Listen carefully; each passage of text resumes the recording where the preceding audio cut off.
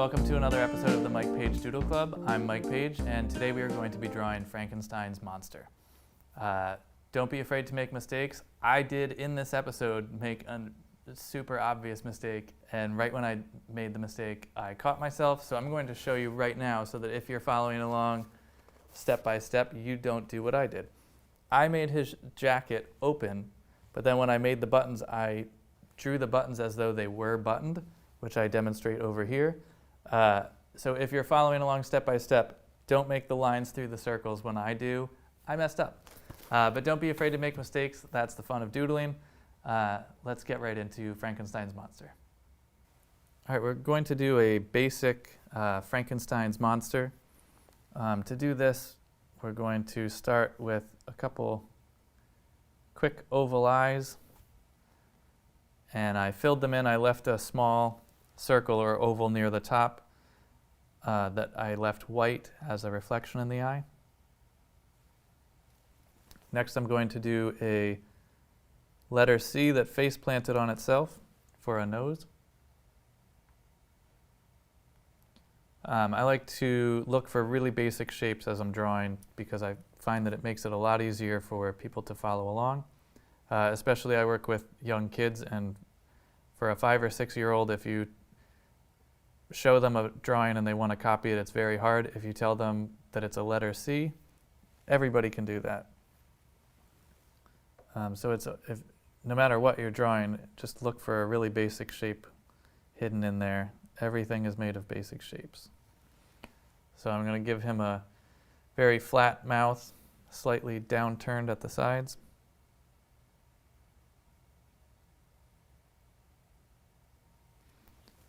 And we'll give him 2 quick ears. So a letter C and a backwards letter C. So far I've made 6 things on here, and 3 of them were letter C's. So that's easy enough for anybody to do it. Now I'm going to make a letter U that's kind of squared off. So we're going to give him a really square jaw here, but it's a letter U. Then we're going to do a very squared off U on top of his head that's upside down. Almost like you're drawing a table across his head.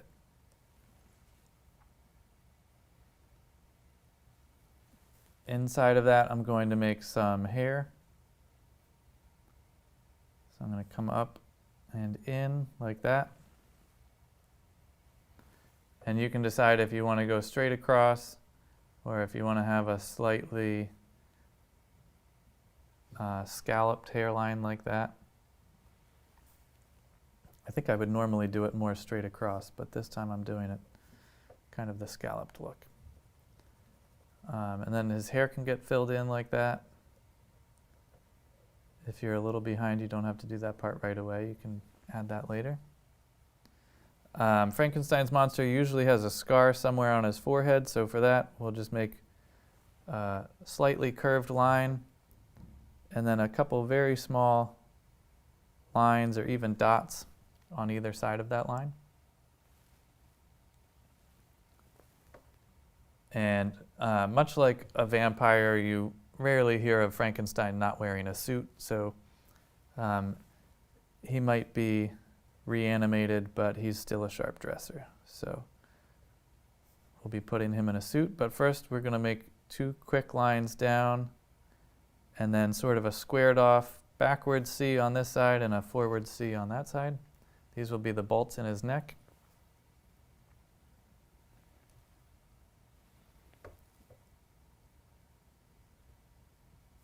And then these are kind of vertical rectangles on the ends there.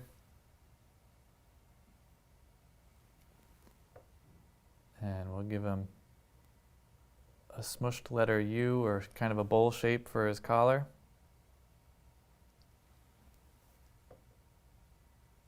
Then I'm going to make the start of a letter A, so kind of an upwards arrow here. That will make the collar of his shirt. And then we're going to turn this into a W that meets up. On mine, it's going to meet up right where the bolts are, but it's going to meet wherever your neck and your letter U shape meet. That's where we're going to connect to. So we're just going to make, now you can kind of see a letter W there.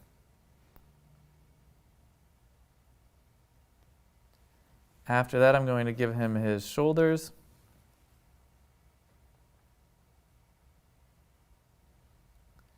And you can decide, you know, Frankenstein sometimes has super squared shoulders. I'm going to make mine a little, I don't have the best posture in the world. I'll be the first to admit it. So my Frankenstein is going to be a little slouchier, but he sure is comfortable. After that, we're going to make his lapels on his jacket. So I'm coming down into almost a point here. And then I'm going to come back up on either side, coming out a little bit as I go. And then I'm going to cut in like that. And then come back out and up. So there's a little notch in either side there.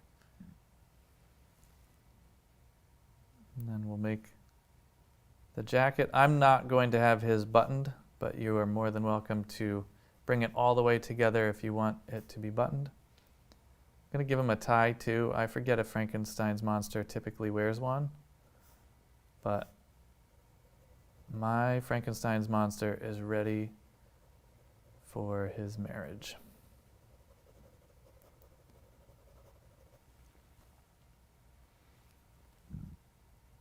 Or at least a class picture or something. Then I'm going to make the lines across. I don't want to come out too far because his arms will be hanging here. So be careful not to go way over here or anything. So next I'm going to come down like this and back up, and I'll do that on both sides. We'll have his arms kind of comfortably at his side. And men's buttons are on their right side of their suit jackets. So on Frankenstein's monster here, it will be our left. And you can decide if it's a 2-button or a 3-button. I'm going to give him 3 buttons.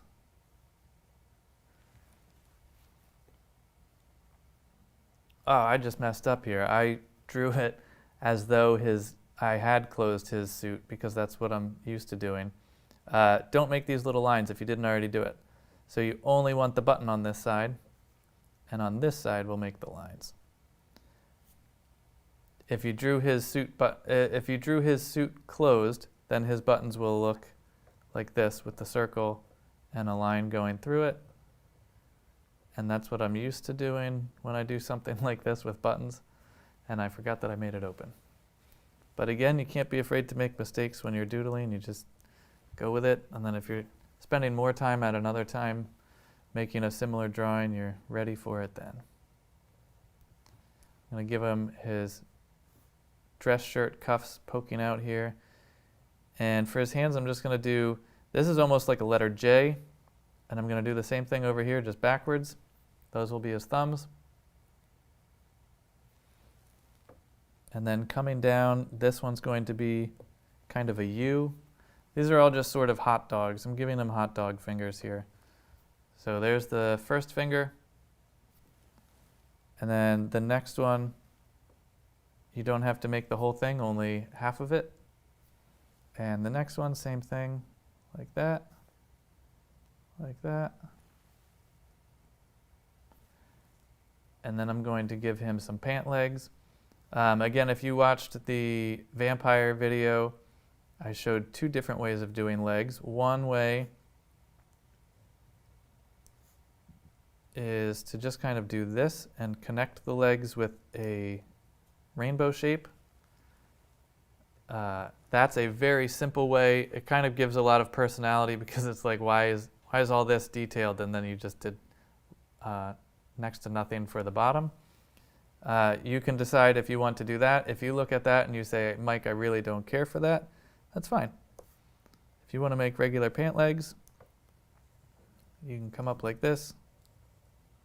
I won't be offended either way. You might have been following along at home and you might have changed something 5 minutes ago on this and said, no, I want to do it a little bit differently. I highly encourage that. I think if you see a different way of doing it and you want to head a different direction with it, absolutely do it. That's the whole fun of drawing. And what I really like about teaching how to draw simple things like this is when I do this at my after-school program, I love seeing that every single kid got the exact same directions on how to do it. But when I walk around and I look at theirs, they all come out very differently, and almost always you can see the kids' personalities within their drawings, which I think is really cool. But it's kind of fascinating that everybody gets the same directions, but you interpret it a little differently, or you might stray from the directions a little bit on one step because you feel like it, or because you weren't listening. That's always also an option. And I'm going to give them some quick little oval shoes, and then a really quick little scribble shadow, and then we'll make him standing somewhere. If you wanted to, I didn't really leave space to do this, but if you wanted to, I had mentioned that he's ready for his wedding. You could even have him holding a bouquet of flowers or something. Maybe I'll put a little boutonniere on him. So I'll give him a little flower here. I'm trying to remember, I think I'm drawing this on the wrong side. I'm pretty sure you're supposed to wear your boutonniere on the left side, which would be over here on him. But I don't remember. It's not very often that I have had to wear a boutonniere in my life. Haven't been involved in a wedding in quite some time. So we'll give him his little boutonniere. Maybe put a pocket on this side. If you wanted to have a bat flying behind him, we can make a quick letter V shape with another curved V in between for the ears. And I'm going to hook those wings out like that.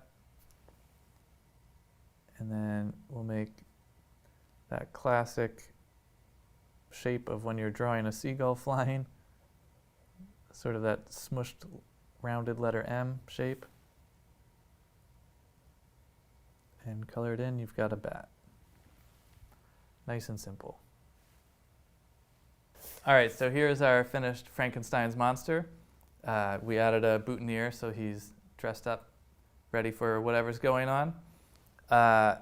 Over here, I showed how to make the buttons if you did draw the jacket closed. Whoopsie, I kind of messed up. But that's the fun of drawing. You can't be afraid to make those mistakes and just keep going with it. Hi, welcome to the Mike Paige Doodle Club. I'm Mike Paige, and today we're going to be drawing this little vampire guy. He's out trick-or-treating. 2020 has been pretty wild, so you may or may not get to go trick-or-treating this year. I apologize if you don't get to. But anyway, this guy is getting to trick-or-treat because he's just on paper, and he doesn't have to worry about things.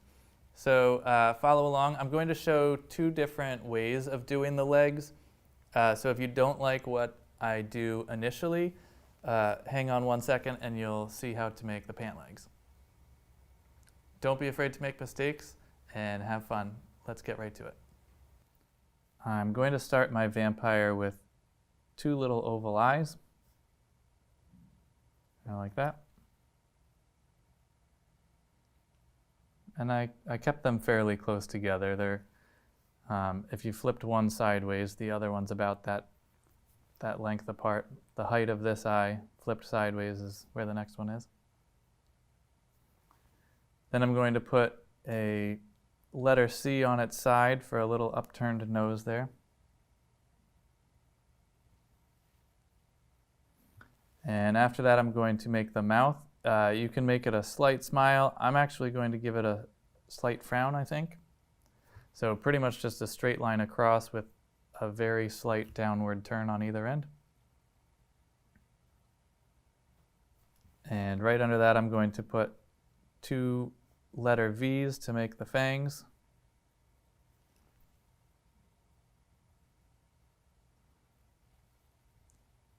And next I'm going to make his hairline. Vampires typically have a widow's peak where it comes down in the middle. So I'm kind of going to start about here and here. So those are going to be where the ears will be, and his hair is going to come up and down. This is almost like a sideways letter B or a number 3 turned on its end, like that. And I'm not thrilled with where my point came. I would have wanted it a little more in the middle of his eyes, but that's all right. Then I'm going to give him some very tiny eyebrows up in the air like that. And then we'll give him his ears next. So it's just a letter C and a backwards letter C, and then a quick kick of the pen on either ear. And then I'm going to give him his chin, and we'll make it come down pretty skinny here. And he still needs the top of his hair, so all we made was the hairline. So I'm going to come back in here. And you can decide if you want to come straight across. I might actually give him a little alfalfa hair back at his cowlick. Kind of making like a little kid trick-or-treating version of a vampire. Next I'm going to make the neck, just 2 quick lines, nice and skinny. And then we'll do a bow tie here. So I'm starting with a circle or a little square even, and then quick line out, and somewhere between a triangle and a heart shape on its side. And then to keep our vampire costume going, we're going to make the high collar on the cloak, like that. So just 2 quick lines up and basically a rainbow going behind them for the top of the collar. Next I'm going to make his shoulders. Whoop, that was bigger than I wanted it. I kicked the pen a little too far. About like that. And you can decide how tall you want to make your vampire. I might actually make this one kind of short, like it's a really little kid. So I'm going to have my cape come down to about here.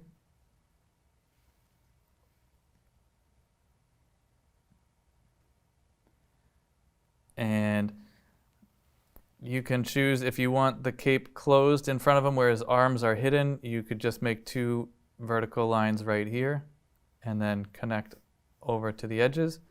I'm going to do 1 arm visible and 1 side of the cape hanging. So for the arm that's visible, I'm going to do this with the cape so that his arm can poke out. And I'll have his arm coming down right about here. And vampires tend to be well dressed, so I'm going to give him a nice button-down shirt cuff there. And then we'll make his hand holding a trick-or-treat bucket, one of those little pumpkin ones. That's the kind I had when I was a kid. I always thought it was pretty cool.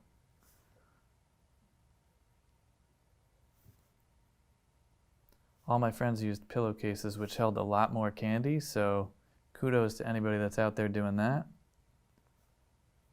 I had the little jack-o'-lantern bucket. So I'm making the handle, and then I'm going to just make an oval right here, turn sideways. Now right now it almost looks like he's holding an iron to keep his nice dress clothes pressed. So to make it not an iron but a jack-o'-lantern, I'm now going to put a couple parentheses right here. And then just kind of round off the bottom here. You don't want it to be totally flat, but you also don't want it to be a ball because these jack-o'-lantern buckets are kind of flat on the bottom so they can stand upright without toppling over. And then we can make a jack-o'-lantern face on there.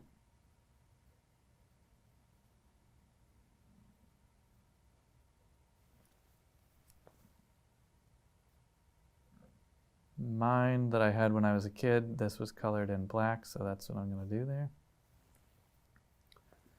You could also draw some candy up here. I'm actually just going to do a little bit of shading so you can tell that part's further away.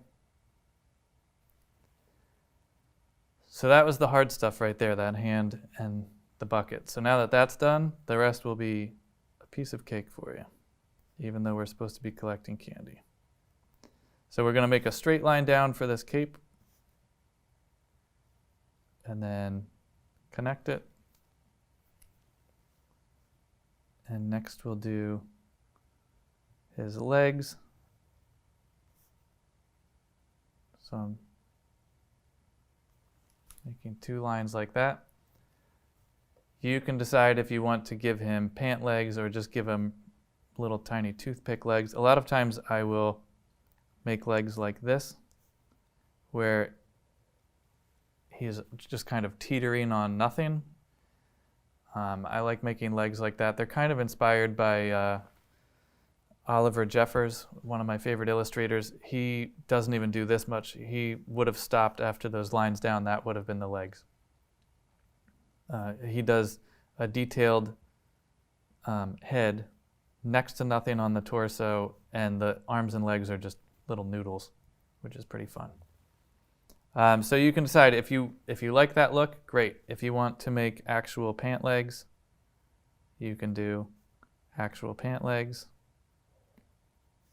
I'll kind of scribble this in to cover up my original one so that you can tell what's pant legs and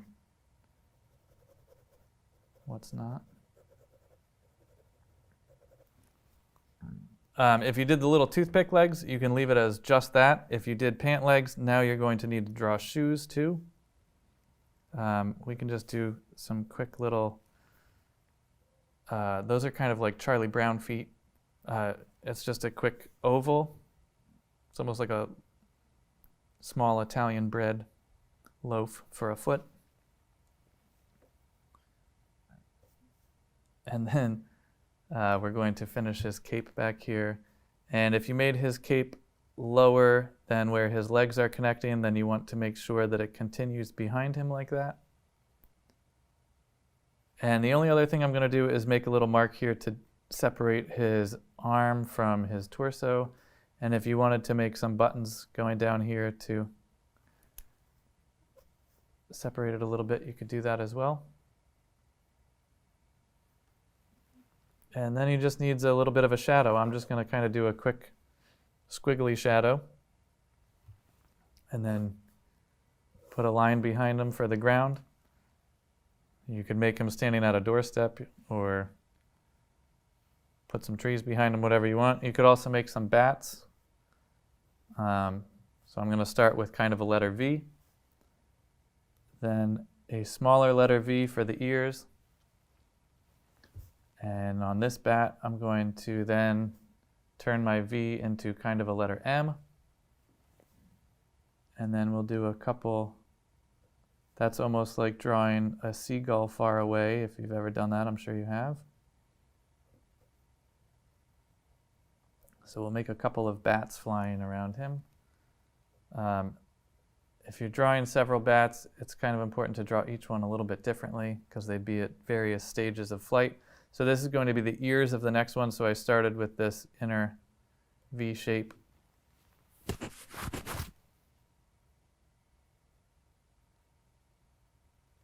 And then we'll make a couple wings kicked out there. And then again, just sort of that seagull flying shape colored in. Add a little bit of a bump there where the body is. And we've got another bat. And then we can make one more quick one. Again, start with, that's kind of, you can either start with the letter V or just make a really smushed letter M. Couple seagulls. Color it in. Add those bat ears. And we've got some bats for our trick-or-treating vampire. All right, so here is our finished vampire. He's out ready to trick-or-treat. I hope you had fun following along step by step. You can make as many bats as you want. Bats are fun to make and they're super quick. You can make any scene a little spookier if you want by just making a bunch of bats, and they take like 5 seconds each. Hope you had fun, and tune in again next time for another episode of the Mike Paige Doodle Club.